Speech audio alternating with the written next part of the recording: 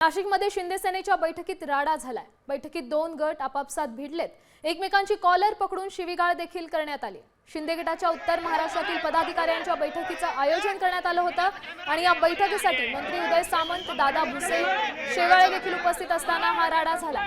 शरद पवारांच्या राष्ट्रवादीचा पदाधिकारी या बैठकीत शिरल्याचा आरोप करण्यात आला। पोलिसांसह उपस्थित सुरक्षा रक्षकांनी हा वाद मिटवला।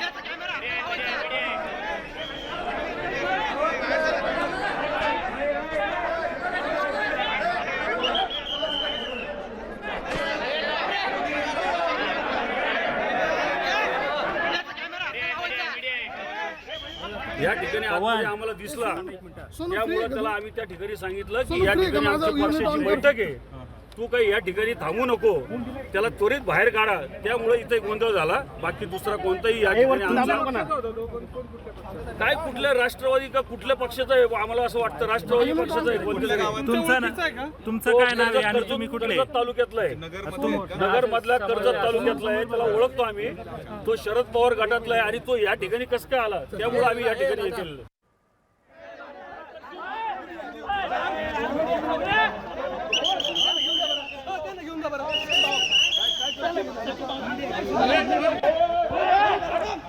पण पाहू शकतो ही दृश्य, ज्यावेळी राडा झाला त्या क्षणाची ही दृश्य आहेत। काही सुरक्षा रक्षक आणि पोलिसांच्या मध्यस्थीने हा वाद मिटवण्यात आला।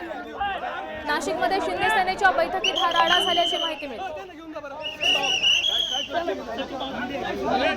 या संदर्भात अधिकची माहिती देत आहेत आपले प्रतिनिधी अभिजित सोनावणे। अभिजित, काय सांगाल? सुरक्षा रक्षकांच्या मध्यस्थीने हा वाद सध्या मिटवण्यात आला।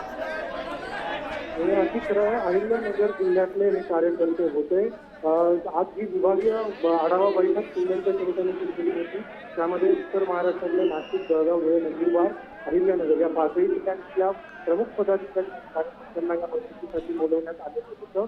अहिल्यानगर जिल्ह्याची बैठक संपल्यानंतर अचानकपणे या अहिल्यानगरचे हे पदाधिकारी एकमेकांच्या आमने सामने आले, एकमेकांना भिडले, अगदी एकमेकांची कॉलर पकडण्यापर्यंत हा सगळा वाद निर्माण झालेला होता। आणि अचानकपणे हा सगळा वाद आणि हे भांडण सुरू झाल्यानंतर त्या ठिकाणी मोठा गोंधळ उडाला।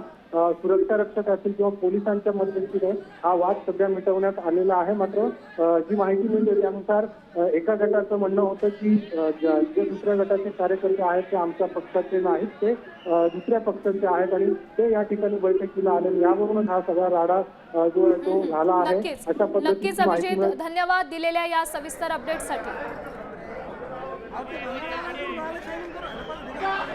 आता isakal.com आहे देशातील नंबर 1 ची मराठी न्यूज वेबसाईट। प्रत्येक अपडेटसाठी isakal.com ला नक्की भेट द्या।